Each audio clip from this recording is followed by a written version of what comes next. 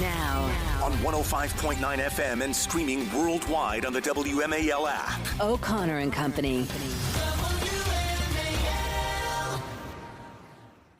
It's 7:07. It's O'Connor and Company, and we are live downtown on Capitol Hill, a stone's throw from the rotunda where the President of the United States, former and future Donald Trump, will be sworn in today on this Inauguration Day 2025. And we are in the middle of it. There's so much to discuss. And coming up in 30 minutes, we're going to take a quick break and talk about the Commanders because they beat the Lions on the road. Second road win of the playoffs, and now on their way to Philadelphia. NFC East showdown, one step away from the Super Bowl. What is happening with the Washington football team? It's so much winning. At 8:05, Scott Walker, the president of Young America's Foundation and former Wisconsin governor, will join us. And at 8:35, Sean Spicer, former White House press secretary, all about the inauguration. It's Larry O'Connor with Julie Gunlock. It's fun downtown in D.C. this weekend, isn't it? It's great. So patriotic. So flags everywhere. Yes. Everyone decked out. Everyone that's here this MAGA weekend. hats everywhere. You pretty much knew they were why here. Jesse Smollett is staying away. That's right. Joining us right now is Joe diGenova, former U.S. Attorney for the District of Columbia. And you've seen your fair share of inaugurations, Mr. diGenova. Congratulations on getting to this one because, boy, oh boy, what a journey it's been. Yeah, it's been quite a thing to think that President Donald J. Trump will be sworn in today as the 47th President of the United States, having overcome one of the greatest criminal conspiracies in the history of our country. And there is a reckoning coming down the road to find out everyone who was involved in that criminal conspiracy to deny him his civil rights. Well, if you were the Attorney General, if you were a legal advisor to President Trump, and well, let's follow up on what you just said. How would you go about systematically figuring out exactly what went wrong? Because most of us, I think, looking at this, and I wouldn't say what's wrong, when they tried to violate his civil rights, spied on him, violated the rights of so many individuals involved with his campaign and his presidency. We're just assuming that all of those records, there is no paper trail. They've had years now to cover their tracks. Is there a way at all, Joe diGenova, to uncover how bad this was and who was involved at what level? Oh, absolutely. You start with a series of grand jury subpoenas to the people who were in that January 5th meeting, 2017, with President Obama. That would have been Brennan, Clapper, James Comey, Susan Rice, and others, who then took the report of the Hillary Clinton Steele dossier and said it was going to be the subject of an FBI counterintelligence investigation, the first time in the history of our country that one president, Barack Obama, authorized a counterintelligence investigation of an incoming president and then sought to set up his national security advisor, Michael Flynn, in a criminal conspiracy. It's as easy to do. It just takes the will to do it. And I suspect that Pam Bondi will name a special counsel to do just that. Joe, I'd love you to respond to some of the language I heard from the morning show hosts this weekend. They were really stuck on this idea, and I'm seeing this line repeated over and over again. It's obviously the talking points, probably written by Liz Cheney, that President Trump shouldn't use his power for revenge or retribution, as if looking at one of the greatest scandals this country has ever gone through is somehow revenge or retribution, not seeking better governance and better behavior from elected officials. But I'd love to hear how you would respond to that kind of questioning. Well, accountability is not revenge. Yep. Holding people to the rule of law and the standards of how they should conduct themselves as some of the most important and senior people, whether it's James Comey, Christopher Wray, who authorized the raid on Mar-a-Lago, John Brennan or James Clapper, who engaged, in my opinion, in a conspiracy to deny Donald Trump his civil rights, all the people in the senior levels of the FBI. This is not retribution. This is accountability. And by the way, I have no doubt that the president is going to authorize Pam Bondi to do that, because among the executive orders he is issuing today will be an order, not a request to the intelligence community, but an order to the DNI and the CIA director to take away the security clearances of the 51 former intelligence officers, including Leon Panetta, may I say, the most disgraceful signatory of all, taking away their security clearances. Not reviewable by a court. There is no right to those security clearances. Once that executive order is signed, all their corporate board jobs are less secure. That's a beautiful thing, actually, and it's about time. And people have to understand how valuable those things are. Those clearances get you jobs on boards. It gets you multi-million-dollar advisory jobs at certain levels. And you shouldn't have the access to those things if you abuse them the way that these 51 obviously did. Joe diGenova, about the pardons for January 6th. First of all, Joe Biden, do you have any doubt that between now and noon, Joe Biden will issue a pardon for his brother, James? Oh no, this will be a busy time for the Bidens as they leave, just signing pardons, and there's no doubt that Biden's going to pardon his brother, just as there was no doubt he was going to. He's just holding off because he wants it to get lost in the fog of transition. Yeah, but it's going to happen. And he's issued more pardons and more commutations than any president in history, including another whole swath of them, including some for cop killers. They said it was nonviolent drug offenders, but it included some cop killers. Yes. None of course, it's the pardon power, the commutation power. None of it is reviewable, but it certainly does, I would think, give leeway for President Trump to handle these January 6 pardons with quite a bit of I'm not trying with a free hand, I guess. Should there be a process, though, to evaluate each and every one, or at this point, because of the way this investigation took place for January 6th, every single person, even those who have committed violent acts, should have their. What do you think, or should there be an individual evaluation of each one of them? My personal view is that the individual reviews are fine if the president and his people want to do that, but the pardon power does not require that.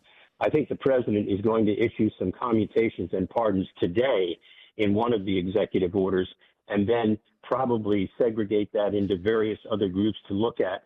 I think he's going to get people out of prison right away with commutations. I think that's the one thing he wants to do, is get anybody who's in prison out of prison.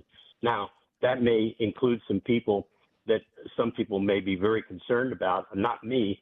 I don't think any of the crimes that were outlined in the January 6th proceedings were serious enough to require the type of treatment that happened in the federal courts. Obviously, anybody who assaulted a police officer needs to be carefully considered. But the truth is, the only person who died on January 6th was Ashley Babbitt. And I want to see that case reopened and a grand jury on that. That's very, very important that case be reopened. All right, we're going to keep Joe diGenova. By the way, President Biden got the person to pay for his library, George Soros, when he gave him the Medal of Freedom. That was a bribe. But we got to worry about Elon Musk. That was a bribe paid by the president. A bribe by the president, not a bribe by Mr. Soros. Yeah, going the other way. All right, we're going to continue with Joe diGenova. There's much more to get to with him as we examine exactly what we're told now, up to 200 executive orders issued right after the inauguration. But I want to ask Joe about the executive orders Joe Biden has signed, some of which, according to Speaker Mike Johnson, he had no idea what he was signing, and whether those can be examined now. We'll get to that in a moment with Joe diGenova at 7:15. And right on cue, Joe diGenova, we have breaking news that you can give us immediate reaction to. Joe Biden has issued preemptive pardons for General Milley, Dr. Fauci, and members and staff of the January 6th committee. Go ahead, Joe. Well, they are unreviewable, but they are also a sign of guilt. Mm-hmm. They are an imprimatur, a scarlet letter that will be on the chest of every one of those people.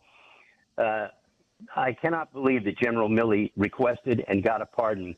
But now General Milley lost his Fifth Amendment rights. Fauci, obviously, according to the president, committed crimes and needs a pardon. And as for the January 6th committee, again, they are not immune from subpoenas at a certain point, and that doesn't mean that others cannot be prosecuted. It's a despicable act as Biden exits but we predicted it, and there he is. On his way out, he shames himself and the country. If anyone thought there was no conspiracy against Donald Trump, President Biden just proved it. You just mentioned that you're surprised that General Milley requested it. Or is it? Can you refuse a pardon? Can you say, I don't want your pardon, thank you, Mr. President? No, a pardon is a pardon. It has a legal effect. And, how do you refuse one? See, if I'm General Milley and I have honor and dignity, if I'm Anthony Fauci and I really believe what I stand up and I say, no, I don't need a pardon because I did nothing wrong. And I want to shout from the rooftops that I am a patriot and I save people's lives because I follow the science. In fact, I am the damn science. And I'm Anthony Fauci. But no, he's going to crawl into a hole with his millions of dollars of royalties and consultant fees with his pardon while the rest of us suffered for all those years.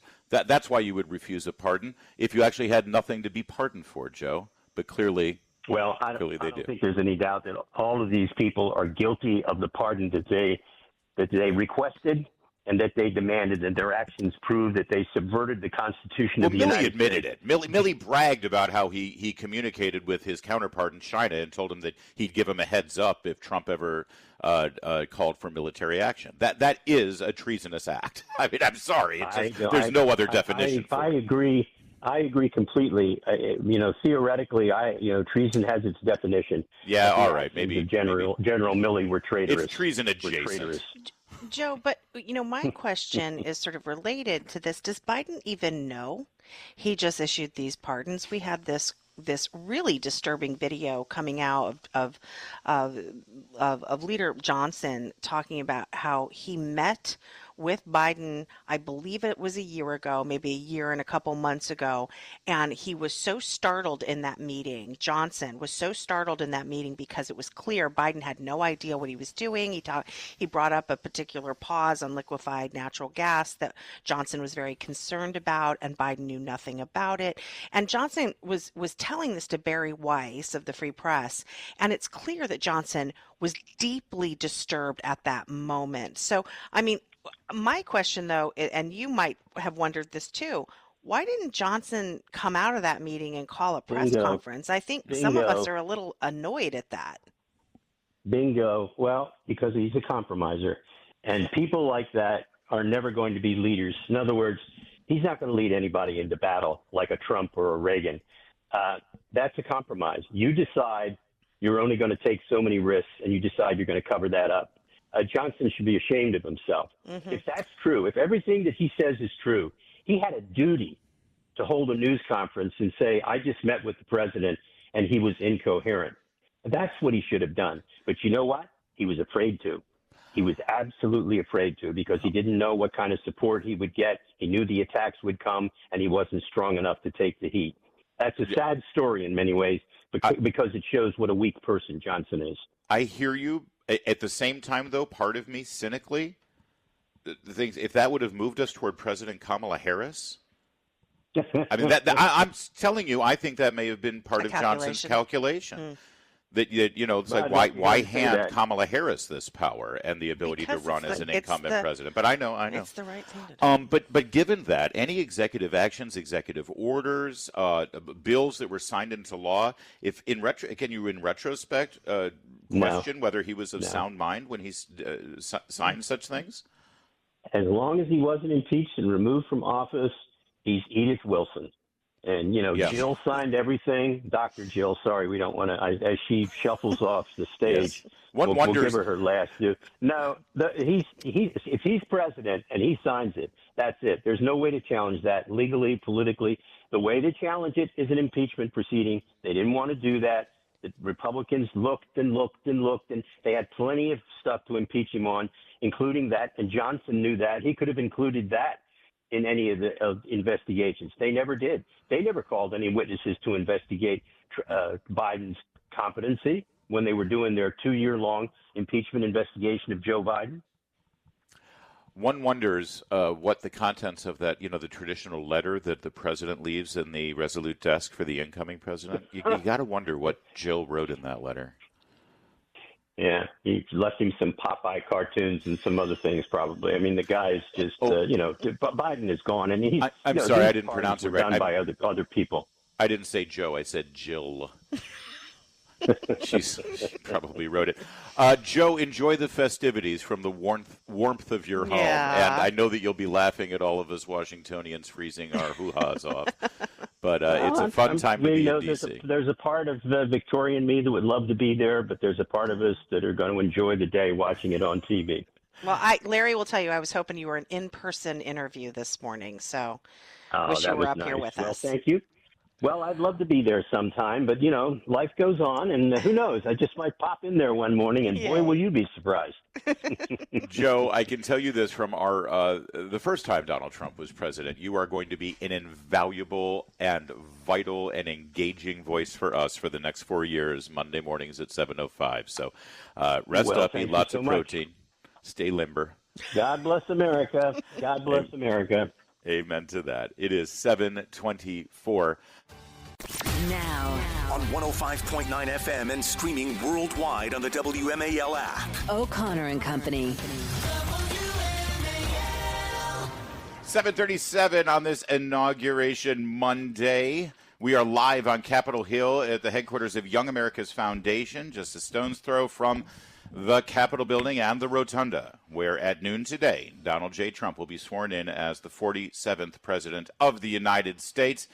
And we have full coverage all day long here on WMAL coming up at 8:05. Scott Walker, the president of Young America's Foundation, will be our guest. And then at 8:35, Sean Spicer, who, he was probably inflating all the whoopee cushions and lighting all the candles for the last inauguration. He was like it was his show, doing the head count of how many people were out on the mall so he could report it to the White House staff. But yeah. I'm Larry O'Connor alongside Julie Gunlock. Good morning. And joining us right now, who would have guessed that we would have this conversation? I mean, you gonna be okay? Convention. I'm fine. I'm totally fine. I was going to be a winner either way. If the Lions won, that's my childhood team. Burgundy and Gold comes out victorious in an amazing game, and it's like Cinderella story. I'm all for it. We have a common enemy, and that's the Eagles. Joining us right now is Trevor Matich, our Commanders analyst, because the Command Skins, that was a historic win, Trevor. And if anyone was doubting whether there was something special about this team and this quarterback, Jaden Daniels, well, all the doubts are put to bed. I can see them going to the Super Bowl. Am I crazy? You're crazy, but that's not why. That's not why. They absolutely could. I mean, they split the two games in the regular season with the Eagles, and there's nothing to say that they can't win this one, especially because the game that they won against the Eagles in December, Eagles quarterback Jalen Hurts was injured and missed the last three quarters. They were able, the Commanders, to focus on Saquon Barkley, the great Philadelphia running back, and limit him after Hurts went out. Well, guess what? Hurts got sacked 7 times by the Rams, in part because he had a gimpy knee. He wasn't able to move much. So the plot thickens. Yeah. Before we get those, I mean, we're going to dive deep, and there's going to be a lot of analysis of the matchup for this coming weekend. But this game on Saturday, it looked like it was going to be a shootout. It looked like it was going to be a high score. And then, I mean, was it the Lions making dumb mistakes and Jared Goff having an off day, or was the Commanders' defense just playing the best game they've ever played? Because you don't do that to the Lions' offense this year. Yeah, it was a combination of the two. I mean, we thought coming into this game that there were so many injuries on the Lions' defense that Washington would be able to move the ball and score. The question was, would they be able to score more than the Lions, who had the best offense in the NFL? And the Commanders' defense, okay, but not particularly intimidating. Well, what happened was the Commanders didn't have a single turnover in this game. The Lions had 5 turnovers and 4 interceptions, including one of those interceptions returned for a touchdown. And that was the big difference in this game. I mean, the Lions had more yards than Washington. They were able to move the ball almost at will, but then they kept turning it over, or you could say Washington kept taking it away from them. And they did that in part with just terrific defensive scheming. You know, the pick 6 happened because Washington fooled the Lions quarterback, Jared Goff, into thinking there would be a big pass rush. Well, they only rushed 3 guys. 8 dropped into coverage. And the quarterback, Goff, threw the ball to a receiver that was surrounded by defensive backs in coverage. And one of those defensive backs, Quan Martin, picked it off and ran it back for a touchdown. So they made the big plays the Commanders did when they needed to. And is there any doubt at this point that you have a better historical understanding of the NFL and the game of football, Trevor, but have we ever seen a rookie quarterback have a season like this? Yeah. 12 wins from a team that won 3 games last year and now 2 playoff games on the brink of a Super Bowl as a rookie. Honestly, ever seen this before? No, I can't remember a time. I mean, there's only been 5 times in NFL history that a rookie quarterback has gone to the NFC Championship game, and they lost all 5 of them. So he has a chance to do something that's never been done before. But the thing about Daniels that really stands out is his calmness under pressure. I know. When the right? Yeah, he doesn't look like it's like he's like, okay, just another game, let's go. And it's like, fourth quarter in the playoffs, and it's like he's just, playing ball with the boys in the backyard. Right. Well, one of those was a blitz. I mean, the Lions' defensive strategy against Daniels, because he was a rookie, was to blitz him, to speed him up, to see if he could handle the pressure. Well, you talk about the fourth quarter, there was a 4th and 2 down in the red zone, and a blitzer came unblocked right in Daniels' face. But he knew that he had Terry McLaurin on a short crossing route, and he waited there for that route to develop and come to an open place. And just before he got smashed in the face, Daniels hit the McLaurin for the first down, and that led to a touchdown, I believe. And so that kind of play by Daniels, when there's defenders in his face, sometimes he'll take off, but other times he will stand there, not be rattled at all, know how much time he had left, and deliver the ball in that limited time. Trevor, real fast, in a little over 4 hours, Donald Trump will be sworn in as the 47th President of the United States, breaking anybody's perceptions of what is possible in this country politically, and it's one of the greatest political comebacks in history. Underdog story. That means Notre Dame's going to win tonight, right, against Ohio State? Where are you going with this? Yes, that is absolutely indicative of absolutely nothing in that game. You talk about it doesn't directly, but these things come in trends, Trevor. Ohio State's got to lose. They do. But Ohio State won't lose this one. They have too much firepower for Notre Dame. I think the Buckeyes will win it. But here's the thing. If Ohio State wins the national championship tonight, which I think they will against Notre Dame, you as a Michigan fan will still be able to say, but we beat the Buckeyes Trevor, on stop. their own home field. Right. You were going You'll so good, Not Trevor. only did we beat the Buckeyes this year, but we also, when we won our national championship last year, we are still national champions for another, 10 hours. We went 15-0. And the Buckeyes cannot say that. Trevor, you could have stopped it. Just they're going to win. Michigan having to hand the national championship trophy over to Ohio State is like Joe Biden Trevor. having to, watch Trump get sworn in today and Kamala Harris on the stage. It feels like that. Thanks, Trevor. Yeah, it does. But Michigan's flag, I think, is still waving in Columbus. That's right. Planted in the center of the football field. Yeah. Go Blue. Thanks, Trevor. Have a great day. Enjoy it all.